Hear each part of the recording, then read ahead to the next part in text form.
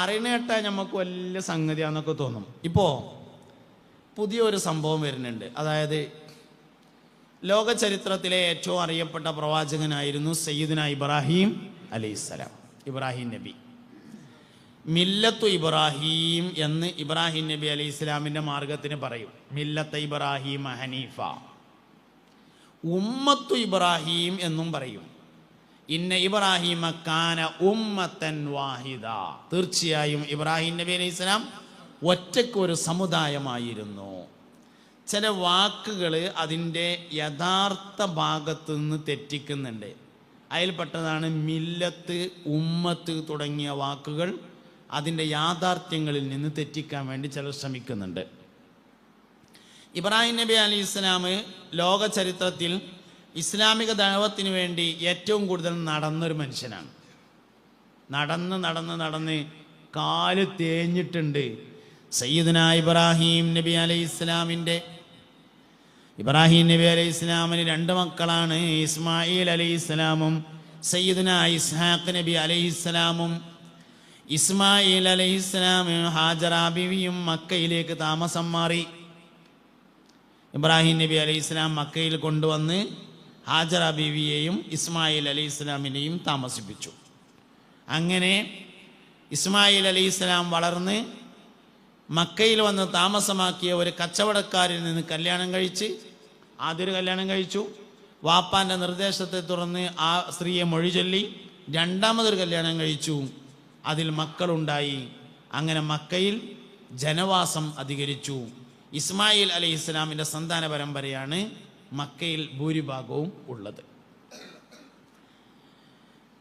ഇസ്ഹാഖ് നബി അലൈഹി ഇസ്ലാമിൻ്റെ മകനാണ് സയ്യിദുന യാക്കൂബ് അലൈഹിസ്സലാം.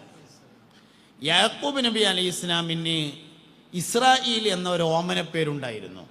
ഇസ്ർ എന്ന് പറഞ്ഞാൽ അബ്ദ് എന്നും ഈൽ എന്ന് പറഞ്ഞാൽ അള്ളാഹു എന്നുമാണ് അർത്ഥം. അപ്പം ഇസ്രായേൽ എന്ന് പറഞ്ഞാൽ അബ്ദുല്ലാ എന്നാണ് അറബിയിൽ അതിൻ്റെ അർത്ഥം. അത് അറബി അല്ലാത്ത അനറബി ഭാഷയാണ് ഇസ്രായേൽ എന്നത്.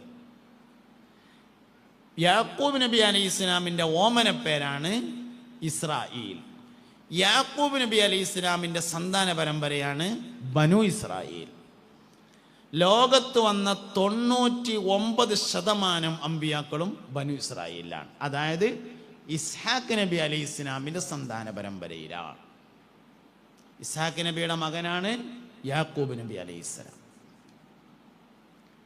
ഇബ്രാഹിം നബി അലൈഹി ഇസ്ലാമിന് ശേഷമുള്ള ആളുകൾ എന്നുള്ള നിലയിൽ ഇബ്രാഹിം നബിൻ്റെ ആൾക്കാർ മില്ലത്തു ഇബ്രാഹിം, ഉമ്മത്തു ഇബ്രാഹിം, ഇബ്രാഹിമിയത്തിൻ്റെ ആൾക്കാർ, വേദക്കാർ എന്ന പുതിയ പ്രയോഗങ്ങൾ വരുന്നുണ്ട്. ആ പ്രയോഗം കൊണ്ട് ഉദ്ദേശിക്കുന്നത് ഒന്ന് ജൂതന്മാരെയും മറ്റൊന്ന് ക്രിസ്ത്യാനികളെയും മറ്റൊന്ന് മുസ്ലിങ്ങളെയുമാണ്. ഇന്നത്തെ ഇസ്രായേലർ എന്ന് പറയുന്നത് യാക്കൂബ് നബിയുടെ മക്കളായ ബനു ഇസ്രായേൽ അല്ല കേട്ടോ, അങ്ങനെ മനസ്സിലാക്കരുത്. അത് ഇസ്മായിൽ നബി അലൈഹി ഇസ്ലാമിൻ്റെ മക്കളും അറബികൾ തന്നെയാണ്, ഇസ്ഹാഖ് നബിയുടെ മക്കളും അറബികൾ തന്നെയാണ്. അല്ലാതെ അതൊരിക്കലും വേറൊരു വിഭാഗമല്ല.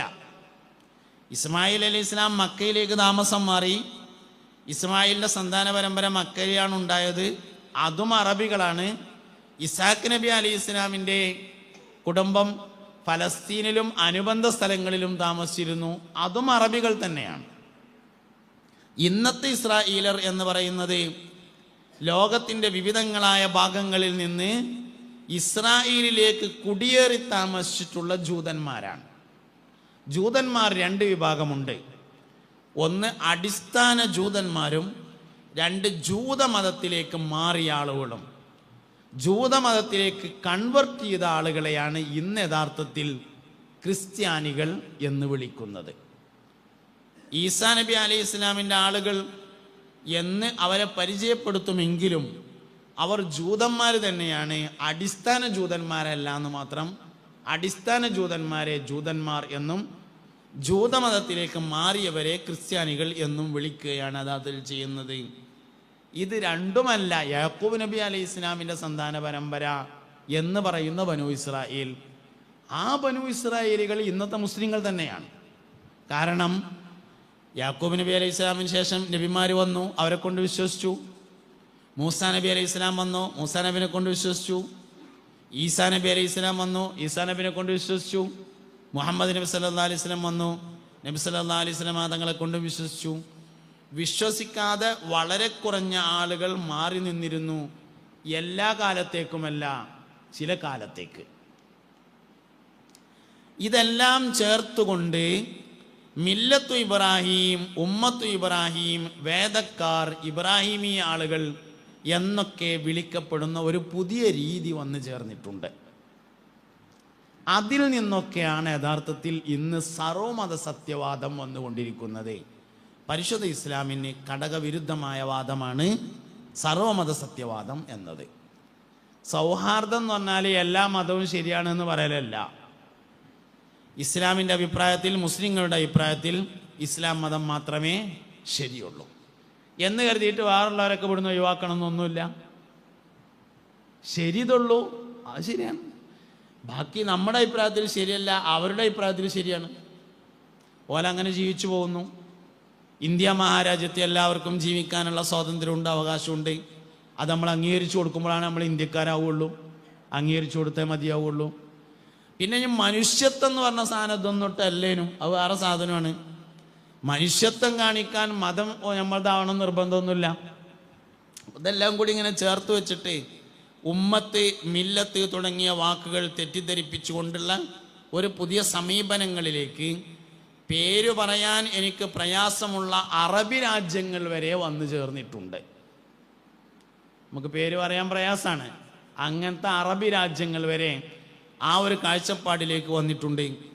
ഈ കാഴ്ചപ്പാടിലേക്ക് എത്തിയിട്ടുള്ളവരെയാണ് നിലവിൽ ആഗോള സുന്നികൾ എന്ന് വിളിക്കുന്നത്. ലോകാടിസ്ഥാനത്തിലെ സുന്നികൾ എന്ന് പറയുന്നത് നിലവിൽ ആ കാഴ്ചപ്പാടിലേക്ക് എത്തിയിട്ടുള്ളവരാണ്. ഈ കാഴ്ചപ്പാടിന് എതിരെ നിൽക്കുന്ന ആളുകളെ നിലവിൽ ഷിയാക്കളായി മുദ്രയടിച്ചിട്ടുണ്ട്. ഷിയാക്കൾ അങ്ങനെയാണ്, അല്ലാന്നല്ല. പക്ഷെ എല്ലാവരും ഷിയാക്കളല്ല. ഇപ്പം നമ്മളൊക്കെ എണ്ണീറ്റുള്ളത് ഷിയാക്കളുടെ കൂട്ടത്തിലാണ്. ഷിയാക്കളുടെ കൂട്ടത്തിൽ ലോകവ്യാപകമായി എണ്ണി വരുന്ന മറ്റൊരു വിഭാഗമാണ് സൂഫികൾ എന്ന പേരിൽ അറിയപ്പെടുന്നത്. അപ്പം നമ്മളൊന്നുകിൽ സൂഫിയിലെണ്ണും, അല്ലെങ്കിൽ നമ്മളെ ഷിയാക്കളിലെണ്ണും. നമുക്ക് സൂഫി ആവാനുള്ളൊരു യോഗ്യതയില്ല, വേറെ കാര്യം. ഷിയാക്കൾ ഏതായാലും നമ്മളോട്ട് അല്ലേനും. പക്ഷെ പറഞ്ഞാൽ മനസ്സിലാവില്ല. ആഗോള സുന്നിസം എന്ന് പറയുന്നത് അങ്ങനെ ഒരു സാധനമായി ഇന്ന് മാറിയിട്ടുള്ള ഒരു കാലത്താണ് നമ്മളിങ്ങനെ ജീവിച്ചുകൊണ്ടിരിക്കുന്നത്. അതുകൊണ്ട് ആദ്യം നമ്മളെന്താന്ന് ശരിക്കും മനസ്സിലാക്കണം. നമുക്കൊരുപാട് പ്രത്യേകതകളുണ്ട്. ഏറ്റവും പ്രധാനപ്പെട്ട ഒന്നാമത്തെ പ്രത്യേകത, മുത്തുനബി സല്ലല്ലാഹു അലൈഹി വസല്ലം തങ്ങൾക്ക് വലിയ സ്ഥാനം കൊടുക്കും. അത് നമ്മളൊരു പ്രത്യേകതയാണ്. നമ്മളെ നാട്ടിലെ ഏറ്റവും കൂടുതൽ പൈസ ചിലവാക്കൽ റബീഉൽ അവ്വൽ 12-നാണ്. പണ്ടന്നെ അങ്ങനെയാണ്, ഇപ്പോഴും അങ്ങനെയാണ്, ഇനി അങ്ങനെ തന്നെ വേണ്ടത്. റബീഉൽ അവ്വൽ 12 ആയാൽ ബദരീങ്ങളെ ആണ്ടിനേക്കാൾ, മജ്‌ലിസുന്നൂർ വാർഷികത്തിനേക്കാൾ, കഥാപ്രസംഗ പരിപാടിയേക്കാൾ, വലിയൊരു നാളിനേക്കാൾ, ചെറിയൊരു നാളിനേക്കാൾ ഏറ്റവും കൂടുതൽ പൈസ ചിലവാക്കുക റബീഉൽ അവ്വൽ 12-നാണ്. എന്താ കാരണം? റബീഉൽ അവ്വൽ 12 നബിയുടെ ജന്മദിനം അല്ല, റസൂലിൻ്റെ ജന്മദിനവും അല്ല. റബീഉൽ അവ്വൽ 12 മുഹമ്മദിൻ്റെ ജന്മദിനമാണ് സല്ലല്ലാഹു അലൈഹി വസല്ലം. മുഹമ്മദിനെ സല്ലല്ലാഹു അലൈഹി വസല്ലമയെ മനസ്സിലായാലാണ് നബിയെയും റസൂലിനെയും മനസ്സിലാവുക. നിങ്ങൾ നല്ലോണം മനസ്സിലാക്കണം ഞാൻ ഈ പറഞ്ഞത്. ഈ ഉമ്മത്തിലെ ഏറ്റവും ഈമാനുള്ള മനുഷ്യനായി പരിചയപ്പെടുത്തിയിട്ടുള്ളത് സയ്യിദുനാ അബൂബക്കറിന് സിദ്ദീഖ് റളിയല്ലാഹു അൻഹുവിനെ. സിദ്ദീഖുൽ അക്ബർ റളിയല്ലാഹു അൻഹുവിൻ്റെ പ്രത്യേകത എന്താ? നബിതങ്ങളുടെ പ്രത്യേകതയെ മനസ്സിലാക്കി എന്നതാണ് ബഹുമാനപ്പെട്ട സയ്യിദുനാ സിദ്ദീഖുൽ അക്ബർ റളിയല്ലാഹു അൻഹുവിൻ്റെ പ്രത്യേകത. നബിതങ്ങളുടെ പ്രത്യേകത മനസ്സിലാക്കി എന്നുള്ളതാണ്. സിദ്ദീഖ് റളിയല്ലാഹു അൻഹു ഒരിക്കൽ കച്ചവടത്തിന് വേണ്ടി പോയി. കച്ചവടം കഴിഞ്ഞ് മടങ്ങി വരുമ്പോൾ വഴിയിൽ നിന്ന് മക്കയിൽ ഇല്ലാത്ത കുറേ സാധനങ്ങൾ വാങ്ങി മടങ്ങി വന്നു. ആ കൊടുന്ന സാധനങ്ങൾ ഇങ്ങനെ വിൽക്കണതിൻ്റെ ഇടയിൽ ലാനത്തുല്ലാഹി അലൈഹിയായ അബൂജാഹിൽ ചെന്നിട്ട് വല്ല ബാക്കിൽ നിന്ന് ഇങ്ങനെ തോണ്ടിയിട്ട് ചോദിച്ചു, അബൂബക്കറെ പുതിയ വല്ല വിവരം എൻ്റെ അടുത്ത് കിട്ടിയിട്ടുണ്ടോ ചോദിച്ചു. അബൂബക്കർ എന്നല്ല, അന്നത്തെ പേര് അബ്ദുൽ കഅബ എന്നാണ് കേട്ടോ. നമുക്ക് പറയാൻ പറ്റിയ പേര് അതായതുകൊണ്ട് അത് പറഞ്ഞു എന്നേ ഉള്ളൂ. ഇല്ല, പുതിയ പേരൊന്നുമില്ല പറഞ്ഞു. എൻ്റെ വലിയ അടുത്ത കൂട്ടുകാരനുണ്ടല്ലോ മുഹമ്മദ്, ഓൻ നബിയാണ് എന്ന് പറയുന്നുണ്ട് കാരണം സല്ലല്ലാഹു അലൈഹി വസല്ലം. സിദ്ദീഖ് റളിയല്ലാഹുവിന് നേരെ പെരേ പോയിട്ടൊന്ന് കുളിച്ചുങ്ങാണ്ട് കന്തൂരൊക്കെ മാറ്റിയിട്ട് നബി തങ്ങളുടെ അടുക്കൽ ചെന്നിട്ട് ചോദിച്ചു, മുഹമ്മദേ സല്ലല്ലാഹു അലൈഹി വസല്ലം, ഞാൻ കേൾക്കണ വിവരം ശരിയാണോ ചോദിച്ചു. ആ ശരിയാണ്, അള്ളാഹു എന്നെ നബിയാക്കിയിട്ടുണ്ട്, എനിക്ക് ഖുർആൻ ഇറങ്ങിയിട്ടുണ്ട്, ഇഖ്റ ബിസ്മി റബ്ബിക്കല്ലദീ ഖലഖ് ഖലഖൽ ഇൻസാന മിൻ അലഖ് എന്ന് പറഞ്ഞപ്പോൾ സിദ്ദീഖ് റളിയല്ലാഹു പറഞ്ഞു, ഞാനത് വിശ്വസിച്ചു. എന്തേ കാരണം? ഈ നുബുവത്തിന് മുമ്പുള്ള മുഹമ്മദിനെ സിദ്ദീഖിന് അറിയാം എന്നുള്ളതാണ് കാരണം. സല്ലല്ലാഹു അലൈഹി വസല്ലം നല്ലോണം ആലോചിക്കട്ടോ. നുബുവത്ത് കിട്ടി, നബി ആയതിനു ശേഷം ആദ്യം ചെയ്യണത് അബൂ ഖുബൈസ് എന്ന മലൻ്റെ മേലേക്ക് തൻ്റെ കുടുംബക്കാരെ വിളിച്ചു വരുത്തുകയാണ്. എന്നിട്ട് ചോദിക്കുകയാണ്, ഈ മലയുടെ അപ്പുറത്ത് ഒരു ശത്രു സൈന്യം നിങ്ങളെ കാത്തു നിൽക്കുന്നുണ്ടെന്ന് ഞാൻ പറഞ്ഞാൽ ഞങ്ങൾ വിശ്വസിക്കുമോ? അബൂ ഖുബൈസ് മല പറഞ്ഞത് നിങ്ങൾ കണ്ടുകണോ? ഹറമിൻ്റെ അടുത്ത് നമ്മൾ സഫാ മർവൻ്റെ അവിടുന്ന് പുറത്തേക്ക് ഇറങ്ങിയാൽ പാലസ് കാണുമല്ലോ, ആ പാലസ് നിൽക്കുന്ന സ്ഥലമാണ് അബൂ ഖുബൈസ് മല. അതിൻ്റെ ഒരു പുറത്താണ് ആമിന ബീവി താമസിച്ചിരുന്ന വീട്, ലൈബ്രറിയൊക്കെ ഉള്ള സ്ഥലം. അതിൻ്റെ നേരെ ഓപ്പോസിറ്റ് ബിന്ദാവൂദ് ബിൽഡിങ്, അവിടെയാണ് സിദ്ദീഖ് റളിയല്ലാഹുവിൻ്റെ പെര. അതായത് അബൂ ഖുബൈസ് മലയുടെ രണ്ട് ഭാഗത്തും ആൾ താമസമുണ്ട്.